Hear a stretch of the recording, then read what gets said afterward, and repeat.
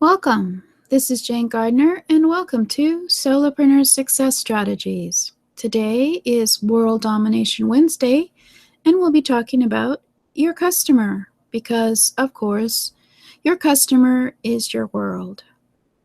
No, you're going to dominate your customer. No. So today on World Domination Wednesday, we are going to be talking about the secret of understanding your customer. And if you've been here a while, you should be able to understand me because I'm pretty open. But I am Jane Gardner. I work with my husband for the last 20 years in our structural engineering firm in Western Canada. And about 3 years ago, I went onto the internet to help others start their business. And knowing who your customer is very important. So that's why I called it the World Domination Wednesday, because it's all about you and your customers. It's all about you and their world. It's knowing how to define what your customer wants, give your customer what they want, keep those customers, and keep growing your business with more customers. So there you go. I think that's very important. And let's have a look at a couple of things that we've done so far. We've been doing this for a few weeks, so we have a few offers. We have Who is Your Ideal Customer? We looked at that, I think, at the very beginning, some of the research as to how to find them. And I have an offer on jgtips.com/customer profile. As well, we looked at the ideal customer experience, and I have an offer on that at jgtips.com/experience. So let's go on with the training. I'm sure you're very curious as to what the secret is to understand your customer.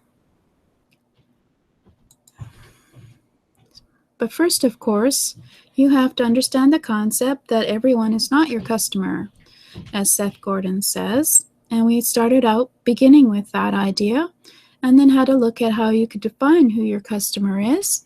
So just go to my YouTube channel at jgtips.com/YouTube, and you can look at the very beginning for the World Domination Wednesday videos, and you can start learning from the very beginning if you wish, because they're all there.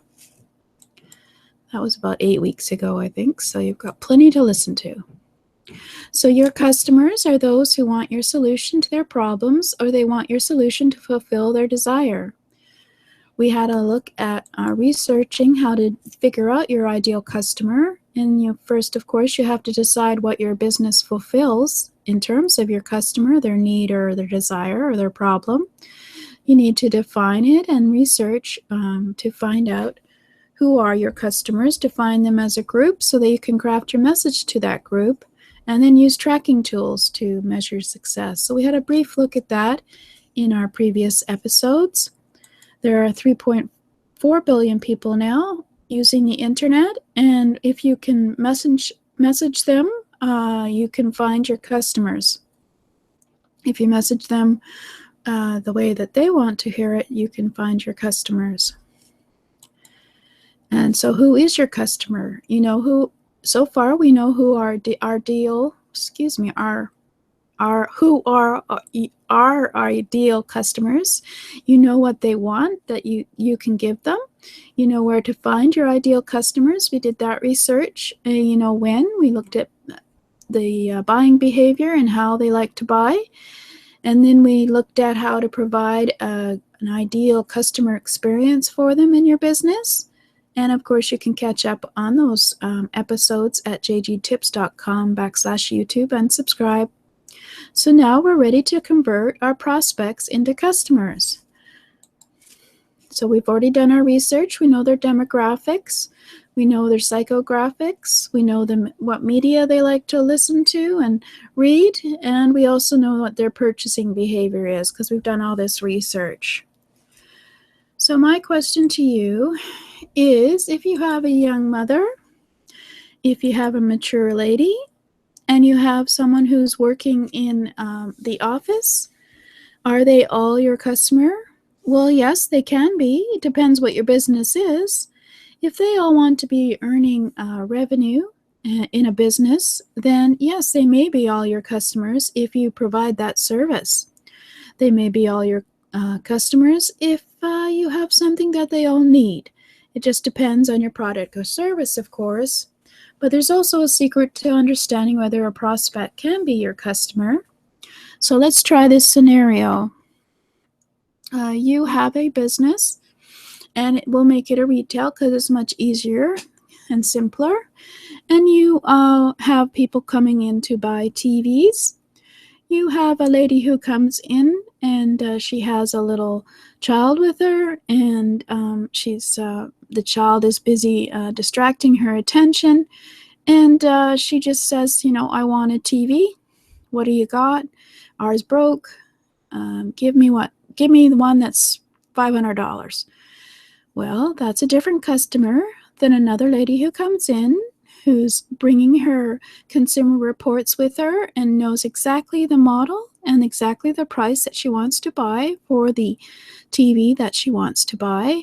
And then there's another customer who comes in, and she just is happy to see you and likes to chat and tell you about a few things and wondering, all these TVs look great. Which one do you think I would like? Which one is great for this or that? Well, these are all different buyers. These all have different buying styles.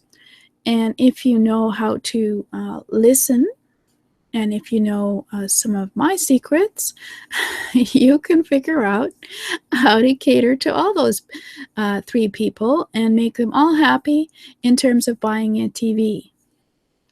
So, and then there's another one who comes in, and they know the exact model, they know the exact price, and they're just quite happy for you just to hand them the purchase order, and they'll go straight to the cashier because they're in business. They just want to get out of there, and they know what they want. So there you go. You've got a fourth customer. They all have different buying styles, and you should be able to adapt to their buying styles if you're willing to listen to them and have the time, of course, if you're busy being rushed around by other people at the retail store. So there's a scenario for you, and what I'm saying is that it is possible to understand people's buying styles and adapt to them. And the reason that is because I am a CRG, Consulting Resource Group Associate. 2014, I took their trainings on personality assessment development, and it was an extensive course, and one of the things we talked about was everybody's personal style. I mentioned this last week, so I'll just briefly say again that it is something that I am very passionate about. But let's just go through it and talk about it. Your personality, you have certain traits that you were born with. We have 4 traits that we're all born with. In a minute, I'll tell you what they are. And then, of course, we have the illnesses that affect us. We have the self-worth that is caused by people outside of us. We have environmental systems that affect our personality. We have our social teachers and our family members and our emotional positive and negative response to various activities in our lives, and our spiritual level, that all affect who we are and make up the personality at what we are. But at the very deepest level, we are born with 4 personal styles, and obviously we can't get into them too much here, but let me just say that according to the personality development factors model that we were just looking at, each person has these 4 personal style factors in them. They have a behavioral, an action part of them. They have an interpersonal harmony in them. They have cognitive analysis, and they have an expressive, effective level in everyone. And we have them all mixed together, as well as, of course, with all our life experiences, which affect us and make up to our personality. However, these traits to the 4 personal styles, which can be detected with knowledge and experience, such that you can adapt to another person's personal style for a better relationship, whether it's in your family, or if it's in work, or if it's in business. If you're willing to learn the techniques and willing to change your behavior for the other person who is different from you, you can be successful in terms of in recognizing a person's sales style. But of course, there is a certain process to any sales. There's always, of course, the reception of a person to come into your selling process. And then, of course, they discover information about your product or service. They confirm that they need your product or service. They go and do some look at some of the presentations about your product or service. And then, of course, they purchase your service and confirm that the purchase of that service. And then if you're a smart entrepreneur, you always make sure you follow up after they've bought what you're selling them, and so that you have a successful relationship in terms of the selling process. However, working with customers, your personal way of viewing the environment around you and reacting to it is the foundation for your sales style. Your sales style is unique from others. However, you can adapt and shift your sales or buying style to match your clients, which builds credibility and trust with them. I'll give you an example in a minute. What are the characteristics of those customers you find easiest to work with? And what are the characteristics of those customers most difficult to work with? Well, of course, I have a course because I am trained as a CRD associate on learning what your sales style is. But basically, I'll just mention that example. For example, I'm sure you can tell from listening to me that I'm a fairly quiet person, and that you may or may not know that being on video was very difficult for me to get on because people define me as shy. But having taken my personal assessment for my personality development factors, I was very pleased to hear that I am actually not a negative of shy. I am just someone who is more receptive of the environment, more sensitive to the environment. But anyway, so it all depends on what your perception is of a person. So so I have a course. I have another one on your personal style, but this is the sales style one, which might be a bit more intriguing for you at jgtips.com/p style. And it's all about customer-focused selling, and it's all about how to be establishing the readiness and willingness levels of yourself to understand personal style, and then be able to adapt your personal style to others so that they find you credible. Credibility is not defined by you, your credibility. It is defined by other people. So, of course, you need to be able to identify your preferred selling styles for yourself. And then you have to determine a customer's buying style. And then what you do is you figure out some techniques that we have on how to adapt your selling style to the customer's buying style so that you have a more successful relationship. And we have trainings on that and creating action plans to get into the perceptive ability of being able to even listen to someone on the phone and understand maybe what their personal sales style is or buying style so that you can adapt to it. So yeah, I've got a course on that at jgtips.com/p style. And of course, I mentioned the other one, Who's Your Ideal Customer, at jgtips.com/customer profile. So I'm building up a few courses here. But that one, of course, is quicker.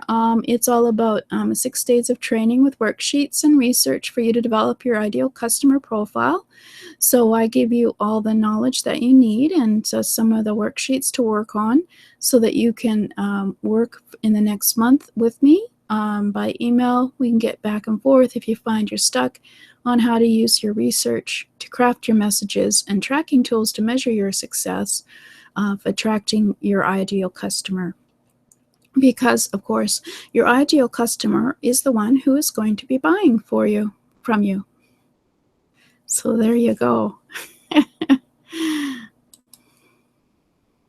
So thank you for listening. This is Jane Gardner. If you want to look at some of the previous shows on you and your customer on World Domination Wednesday, I think they're fairly good. I think you could probably even start figuring out your ideal customer by looking at those episodes on YouTube at jgtips.com/YouTube. So next week, I think we might do more on this, on your sales style, maybe get a few more scenarios and work on figuring out how you can get someone from a prospect into a customer. I'll probably give a new example. Thank you for listening.